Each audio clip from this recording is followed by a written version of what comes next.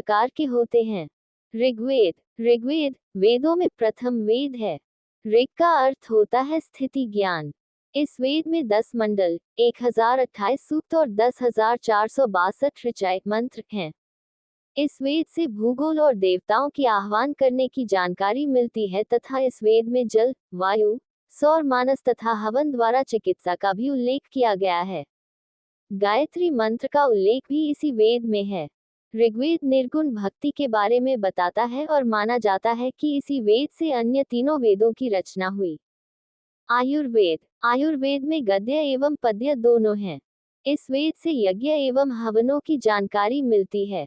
इस वेद में मनुष्य को मोक्ष की प्राप्ति कैसे होगी एवं रहस्यमयी ज्ञान का भी वर्णन किया गया है। ये वेद जीवन के विभिन्न कार्यों के बारे में बताता है। कृष्ण और शुक्ल। इस वेद की 2 शाखाएं हैं। सामवेद। साम का अर्थ रूपांतरण या गायन से है। इस वेद में ऋग्वेद के मंत्रों का संगीतमय रूप है। ये वेद को संगीत शास्त्र का मूल माना जाता है। संगीत के सातों सुर इसी वेद की देन है।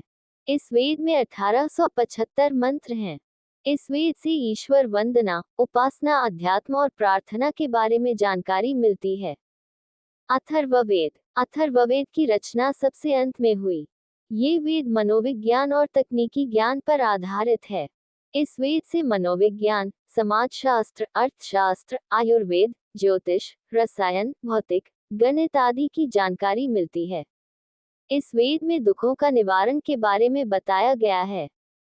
इस वेद में 5687 मंत्र है। ये वेद ब्रह्म ज्ञान और मोक्ष का उपाय भी बताता है।